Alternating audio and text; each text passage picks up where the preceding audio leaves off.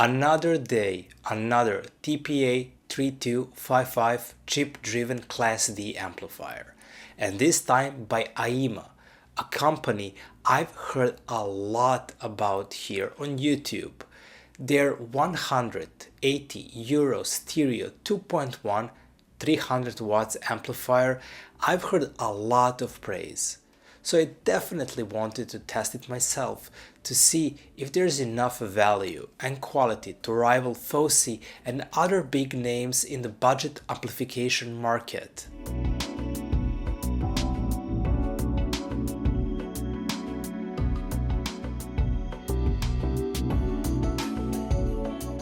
So right away, it's an interesting rectangle shaped design, not a common look in amps. It has vents on the sides and on the bottom, and also a very nice, almost like a volume chart graph, like red coloring pattern on the sides. It gives it a bit of a nice modern look. Also, the quality of the aluminum frame seems nice and sturdy, so there shouldn't be a problem there. At the front, there's a very minimal configuration. A volume button, which also works as an on and off switch, and channel switcher, and lights indicating whether it's RCA or XLR, and that if there's a power on or off. I don't know if I'm a huge fan of this design, but it's not so bad. It could be worse. It's nice that it's actually so minimal and hassle-free. But the surprise comes in the back. This 180 euros amp has XLR or balanced inputs. I remember back in a day when XLR was reserved only for expensive amps and devices. And look at it now. There are DACs and amps around 150 euros having them. That's incredible. It truly is if you invest in some quality XLR cables and you'll remove that cable bottleneck for probably the rest of your life. There's also a sub out, which I'm super happy to see here, but besides that, the inputs and outputs are at best modest. There's one more RCA input and that's it for versatility. And inside you should find quality components like the previously mentioned Texas Instruments TPA 3255, but also PFFB feedback circuitry, etc. No DAC here, no preamp, just pure Class D amplification. And what is the sound it creates? Well, it's excellent.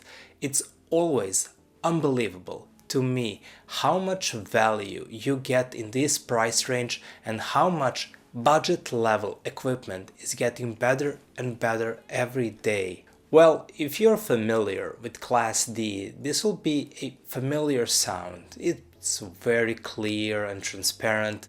It leans towards the colder clinical sound. And while that sound might not be the most exciting and fresh, it does hold tremendous value in this price range, as it allows your sound to space out a bit more and also to create a whole new room for your sound. To me, it's the essence of having cheap hi-fi is to help your speakers produce a bigger soundstage, a blacker background, and have enough details for me to track and follow instruments. And Aiyima does that so well. So it's incredible that this is actually a very budget amp. It gives us glimpses into more insight in production and mastering. So yes, the absolute greatest point to this is how well it allows the sound to be clear. You can easily track your instruments, and that kind of little bit seems into a quality of the upper mids and treble. To me, it's the essence of having cheap but great hi-fi to help your speakers produce a bigger soundstage, blacker background, and have enough details for me to track and follow instruments. And Aiyima does that so well. It gives us glimpses into more insight in production and mastering. So yes, the absolute greatest point to this is how well it allows the sound to be clear. You can easily track your instruments, and that kind of seeps into a great quality of the upper mids and treble.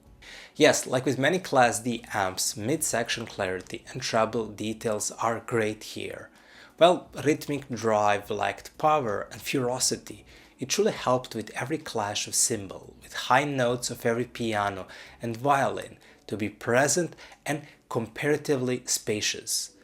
Truly it is, and how talented your speakers, for example, are, these amps is going to help them to expand dynamically more. And also, it is also important how well produced your songs that you listen are. But I'm getting sidetracked. Treble amids have the same benefits of being clear, textured, and present, and it pushes into vocals also being very centered and decluttered. It is a joy to listen to music that like this if it is like an acoustic or more mellow, as it never feels forced and vocals come neutral and decently tonally accurate. But I don't want you guys to think that this is a harsh, edgy sound, as it just slightly tipped to treble. Mostly it stays neutral. This is what you actually need from a cheaper hi-fi, is for the picture to expand, which it does. Soundstage is great. It opens mostly horizontally than vertically, but it does open well. It has its own lane and space, making it for a more expensive soundstage. Bass is tame but very serviceable, depending on how you listen to your music. What gear you have to pair it with might be good to decent, honestly. I don't want to waste much time here as there is not much to talk about. It is a bass that does not expand in scope and size as much as in attack and definition. It is more precise and agile, complementing the rest of dynamics without being its own big entity to drive songs.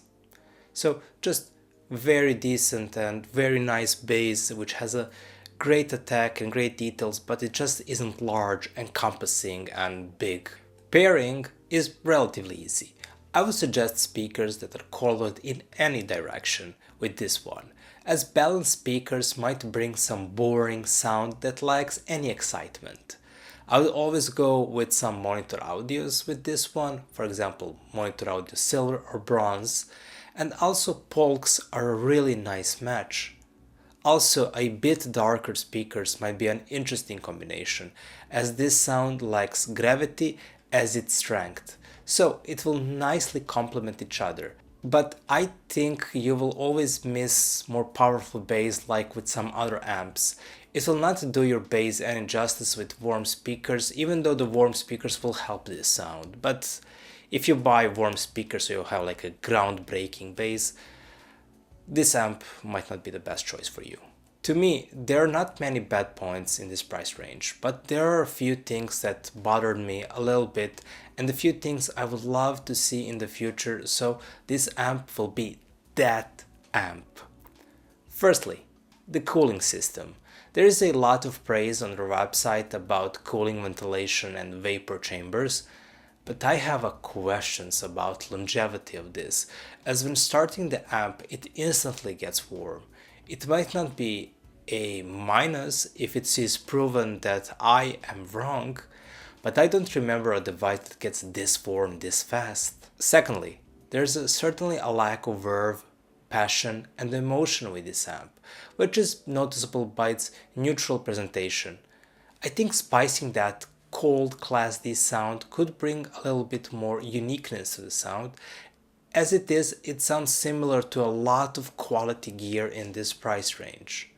Dynamically it could be a little bit nicer, as I said, it doesn't open on treble nor bass that much for it to have incredible richness and incredible insight. But let me get this clear. It does resolve great. There is insight and clarity in abundance here. It is that strength, I just want that resolving power to be nicer and richer, and the bass to have more presence. I would also love for Aiyima or Fosi or anyone to create a full premium integrated amp, but still in a manageable price range, to have an amp, preamp and DAC in one box. That would be really exciting to see, mostly as I want to see more inputs in a device like this.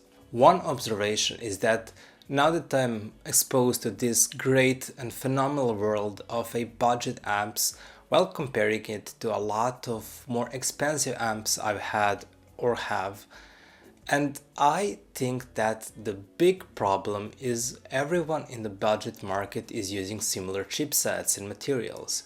So the sound can, in most cases, be very similar and familiar. And I'm speaking about those more quality budget amps. And there is that lack of uniqueness to them, but even that would not be a problem.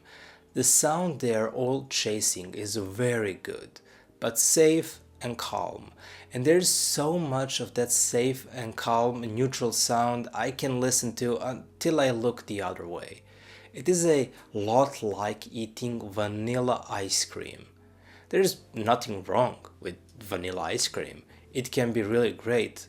But even if I eat at a 3-star Michelin restaurant, vanilla ice cream is still just a vanilla ice cream.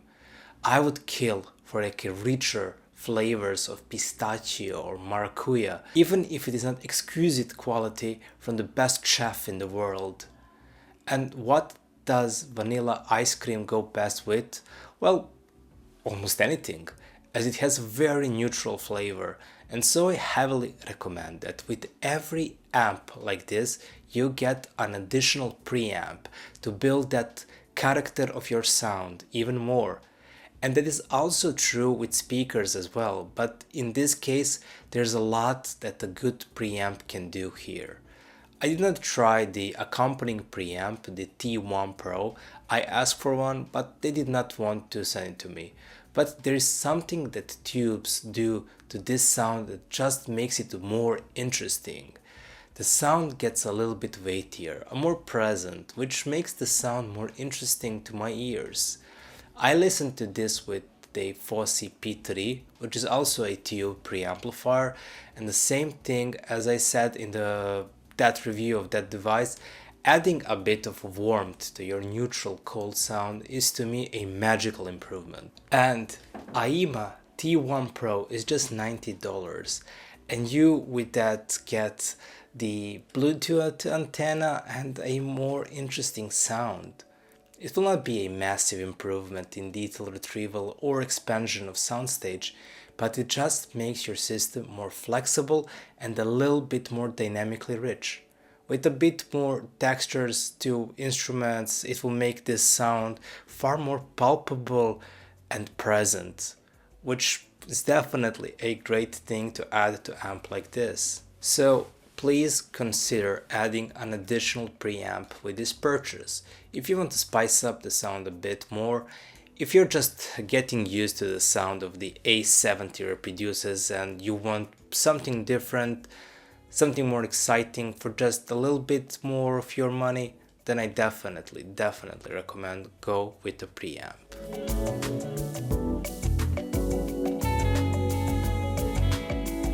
I think like the closest alternative is the Fosi ZA3. It is around $30 cheaper. It uses the same chip. It has a bit less power, 235 watts, which is honestly not that noticeable when you listen side by side. It can work as a mono and a stereo device, which is also quite a unique feature. Design-wise, I prefer Fosi. I love that big orange button and just the aesthetics of it. Sound-wise, they're very similar. Saying that one or the other is sonically superior is not quite right. Fosi, similarly to Aiyima, is very clear, transparent, and has a great soundstage and detail. But there are a few small details that separates them. Out of the box, Fosi has a sound with a bit more prominent lower end. It is honestly a bit weightier.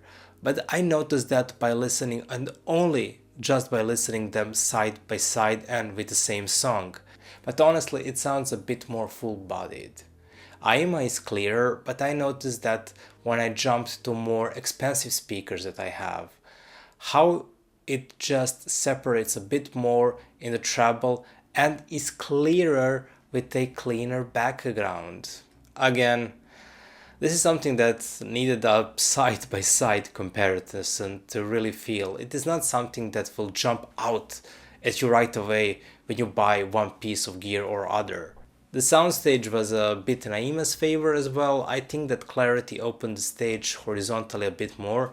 Vocals had similar tonal quality. I prefer the vocals a little more on Fosi.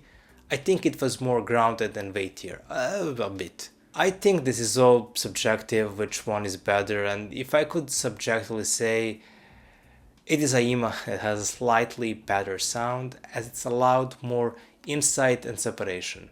But honestly, I say a bit a lot here, and that's the truth. It's just a little bit in one way or other for Fosi or Aiyima. And that is because it is like that. There is no clear big advantage of one over the other. I can see people going one way or other and no problem. They would all be alright. Both are amazing value in their price range and there is no wrong choice here. It is more how you pair these devices that determines how much you will get out of them. And the sound that the A70 reproduces is wonderful. It constantly astonishes me what is capable in this price range. This was unheard of just 10 years ago, to have this much transparency, insight, details and soundstage at this level. It is right there with the kings of the budget amps, and whether will this be the one for you, you have to decide. In the end, it is the best I've heard in this price range, but only by a little bit. Its big 300 watts output can separate it from the others, as it has the power to drive more speakers efficiently. But don't expect wonders with tricky speakers to drive. For clinical listening, this is pure joy. When you can observe and tell and feel the distance and separation between instruments, you know you're listening to hi-fi gear, and you will be mostly pleased there, as you will with this amp, which provides an absolute bang for the buck that you will be very happy with for a long time. Thanks for watching, and if you enjoyed this content and you want to see more and you want to support me, please like and subscribe. I will very much appreciate that. See you soon on our next video and keep daydreaming. Bye.